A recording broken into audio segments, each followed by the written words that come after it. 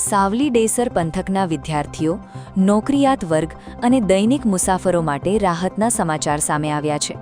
સ્થાનિક ધારાસભ્ય કેતન ઇનામદારની સક્રિય રજૂઆત બાદ એસટી નિગમે મુસાફરોની સમસ્યાઓના નિવારણ માટે સકારાત્મક કાર્યવાહી હાથ ધરી છે. 135 સાવલી વિધાનસભા મતવિસ્તારના ધારાસભ્ય કેતન ઇનામદારને ડેસર તાલુકાના શિહોરા પંથકના મુસાફરો, નોકરિયાતો તેમજ ડાકોર અને આણંદ ખાતે અભ્યાસ માટે અવરજવર કરતા વિદ્યાર્થીઓ દ્વારા બસ સુવિધા અંગે અનેક રજૂઆતો કરવામાં આવી હતી. વિદ્યાર્થીઓને સમયસર અને નિયમિત બસ સેવા ન મળવાને કારણે તેમના અભ્યાસ પર પ્રતિકૂળ અસર પડી રહી હોવાનું પણ રજૂઆતમાં જણાવાયું હતું.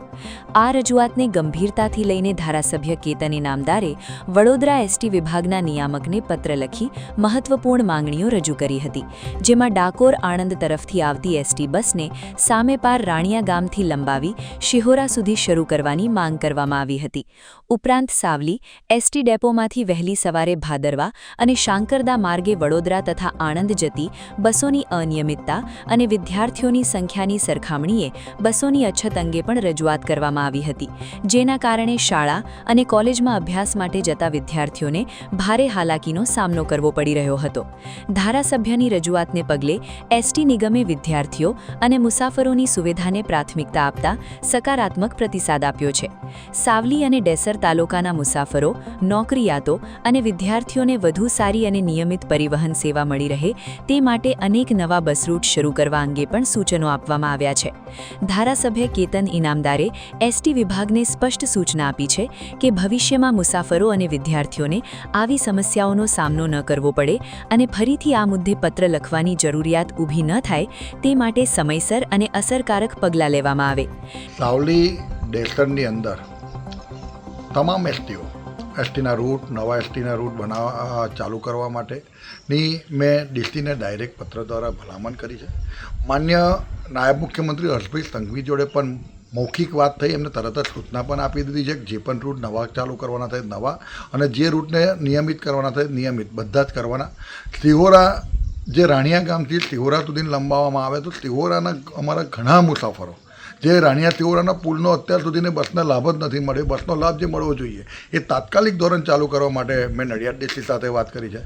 બરોડા ડીસીને પણ સાવલી સાકરદામાં આપ જોઈ શકો છો કે આણંદમાં ભણતા વિદ્યાર્થીઓ ખૂબ મોટી સંખ્યામાં હોય અને રૂટ ઓછા પડતા હોય, એની જગ્યાએ સંખ્યાઓ વધુ હોય એટલે એ લોકોને ખૂબ મોટી તકલીફ પડે છે. અને વિદ્યાર્થીઓ સાચા છે, જ્યારે એમને આ વાતમાં એ લોકોએ જ્યારે પણ વાત મૂકી છે એ 100% સાચા હોય છે. જ્યાં એમને અગવડ પડે ત્યારે આપણને બતાવે છે અને જ્યારે પણ એમને તકલીફ હોય છે ત્યારે આપણે ડીસીનું ધ્યાન દોરીએ છીએ. પણ આ વખતે હું ચોક્કસ એમને એવું કહું છું કે ભાઈ ડીસીને પણ કહું છું કે ભાઈ તમામ રૂટો પર તમારું ઇન્સ્પેક્શન હોવું જોઈએ, રૂટ નિયમિત હોવા જોઈએ, વિદ્યાર્થીઓને સમયસર સ્કૂલે પહોંચાડતો રૂટ અને સ્કૂલેથી ઘરે પાછો લાવતો રૂટ. ખાસ કરીને બસોનો ઉપયોગ વિદ્યાર્થીઓ જ કરતા હોય છે. એવી રીતે અમારા ગોપરી, અમારા કાલોલ ડેપોથી જે જેસર ગોપરીની સડાસાલ, ઝુમખા, મેવલી આ બધા જે રૂટો છે, જે નવા રૂટો ચાલુ કરવાના છે, જે રૂટોને નિયમિત કરવાના છે, બધા જ પત્ર દ્વારા તમામ રૂટોના એકદમ ક્રમશઃ બધું આપી દીધું છે. મને વિશ્વાસ છે અઠવાડિયે 10 દિવસમાં આનું નિરાકરણ આવી જશે. અને હમણાં તો જે એસટી ડ્રાઈવર અને કંડક્ટરની પણ વાત હતી, એમાં એક સરકારે તાત્કાલિક ધોરણે એસટી ડ્રાઈવરને કંડક્ટરને તાત્કાલિક ધોરણે હંગામી ભરવાનું પણ નક્કી કર્યું છે. તો મને ખ્યાલ છે અને ડીસીએ પણ મને કહ્યું છે કે 10-15 દિવસની અંદર 10 દિવસની અંદર નિરાકરણ આવી જશે. એટલે આ ચોક્કસ ખૂબ તકલીફ પડતો વિષય છે.